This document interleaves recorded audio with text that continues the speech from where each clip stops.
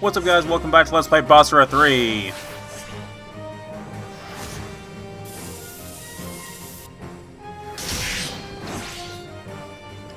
Alright, Ieyasu took out the Maeda clan, and then Mitsunari is going to gain a couple of allies here before the end of this conflict here, setting up for Sekigahara, which is going to be a very, very interesting clash. Lord Masamune, I hope you know that no matter the time or place, I, Kojiro, will be protecting your back until the end. I know that. You're irreplaceable, Kojiro. Don't I know it.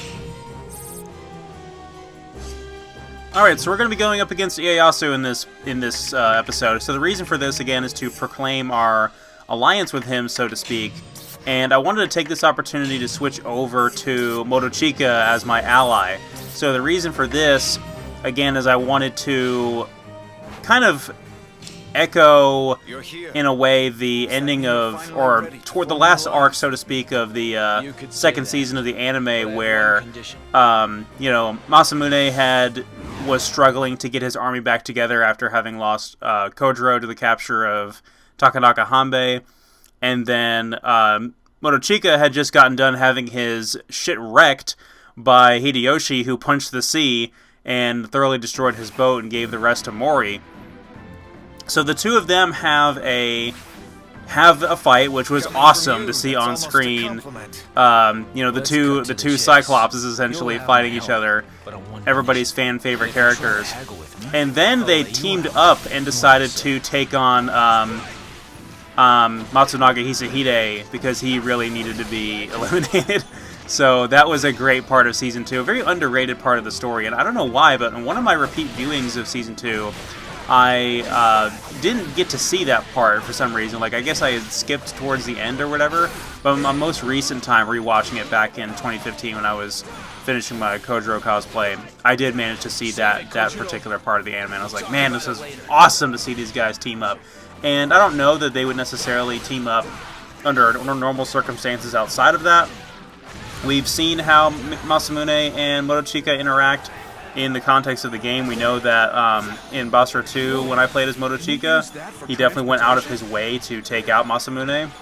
But anyway, it's just really cool to see them teaming up, and the music that played in that scene where they fight in the anime is awesome too, because you get this awesome like drum chorus going on. So again, we are now at Ieyasu's home stage, which is the first time we'll be able, or the only time really we'll be able to show that off here in Basara 3. So if you're not playing as either Ieyasu or Mitsunari, they will have their own stages. Even though, as we know, they're out wrecking everybody's shit on their own battlefronts, they do have their own homeland that needs to be defended. So I think this is the first time we've seen Ieyasu's homeland since Basara 1, and it was one of the very first things we showed off. I think actually playing as Masamune, so very similar to the previous episode with Hojo there. This will be the first time we get to show off one of these Masamune versus one of the characters from Basara 1 maps again. Of course, Ieyasu has changed quite a bit in that amount of time. He used to be a short little spunky kid almost with a halberd that he used, and now he's grown up. He's taller, stronger, fights with his fists, and they've definitely changed his voice quite a bit. Of course, in English, even small Ieyasu was voiced by Liam O'Brien, which definitely was a great casting choice, because going into the Basara 3 version of Ieyasu in the anime in The Last Party, just the fact that he still has that awesome voice, but he can now have this big epic delivery it was awesome. It was such a good casting choice. So it's supposed to be like a coming-of-age story for Ieyasu, because Ieyasu said in Season 1 when he allied himself with Nobunaga just so that he could have a chance at winning. He basically wanted to ally himself with the strongest person available, so he chose to be cowardly and side with the person who is on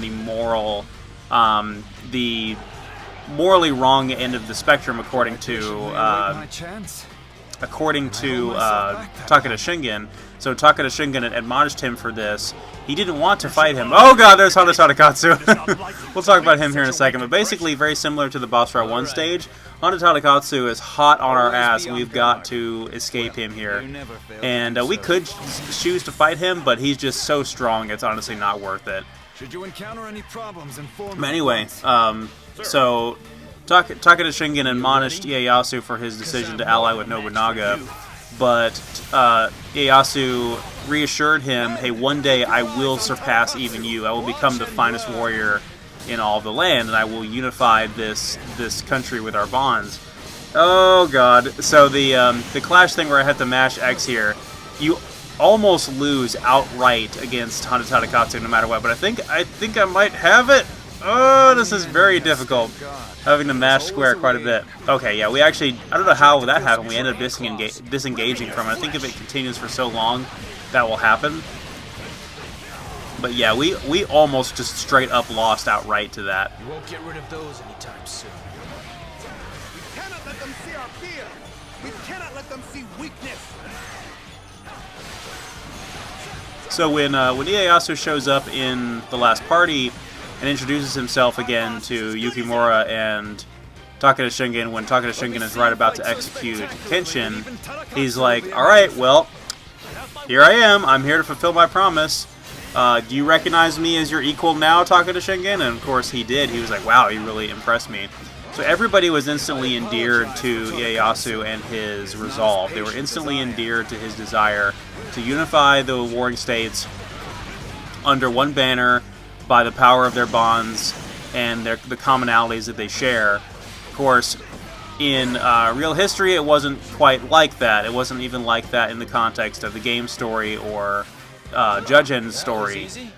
In real history, Ieyasu was one of 5 people that were supposed to protect Hideyoshi's son until he was old enough to take Hideyoshi's place and conquer Japan. Of course, they decided that's not going to happen, so they ended up having their own little dispute over who was going to be the next ruler of Japan. And Ieyasu just happened to be the most powerful of all those people involved, and then the whole Sekigahara thing happened where he tried to rally as many allies as possible, and then Mitsunari, who ended up essentially being Hideyoshi's accountant, really was not much of a warrior, did the opposite and tried to say, hey, we need to be loyal to Hideyoshi, we need to be loyal to Hideyoshi's son. And there's actually, if you guys want to learn more about Ieyasu, there's actually a book titled Shogun that is the life of Ieyasu and how he rose to power and how the Tokugawa regime came to be.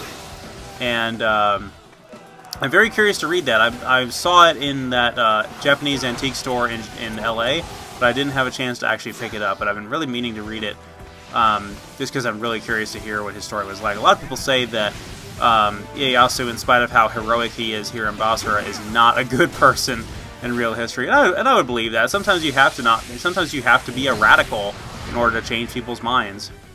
So there's a little mechanic there with this stage where Hana Tadakatsu will unite with these pylons over there, and he'll send arcs of lightning shooting out at you from across the map, and you can see where they're going to land in front of you, and you have just enough time to dodge them, but it's a pretty small window of time.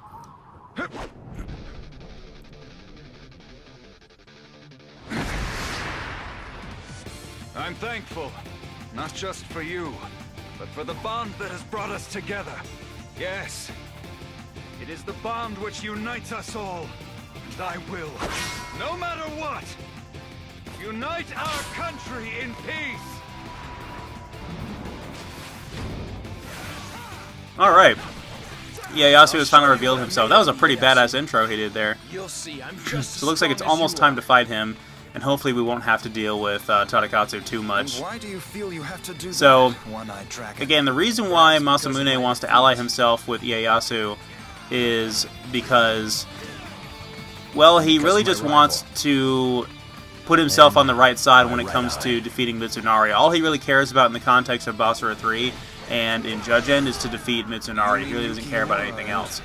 In real history, of course, Masamune actually was on Ieyasu's side during Sekigahara. So he did fight under his banner, and he, as I said in a previous video, Masamune actually came to Ieyasu's deathbed and read him poetry, according to history, but who knows if that's verifiable at all.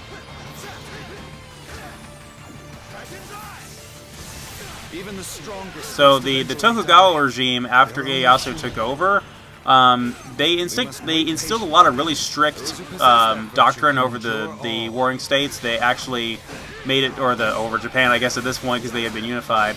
But for instance, they took away everyone's weapons, and they made it to where they wouldn't allow other countries in and out of Japan except for very few. And it actually took the United States coming over there to say, hey, you need to allow international commerce and imports and things like that, because they would have ended up kind of like how North Korea is, where they basically do not allow anything imported or exported out of the country.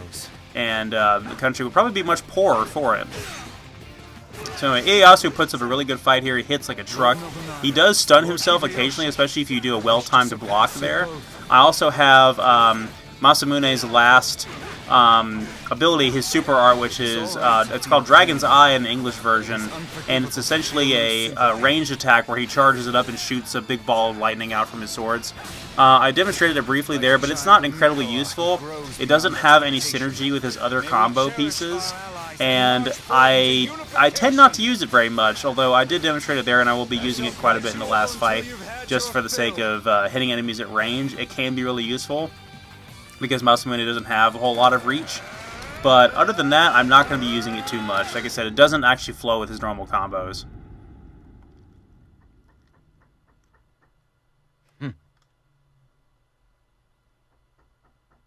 Well, I thought as much. There's not another man anywhere who can match your skills. I appreciate the sentiment. The world's a big place, full of fighters who could take me on. What happened to you, One-Eyed Dragon? We've traded many words between us, but this is the first time I've had a sense of what is on your mind. Not likely. So, about your conditions and such. I mean, from the outset, I've always considered the two of us equals.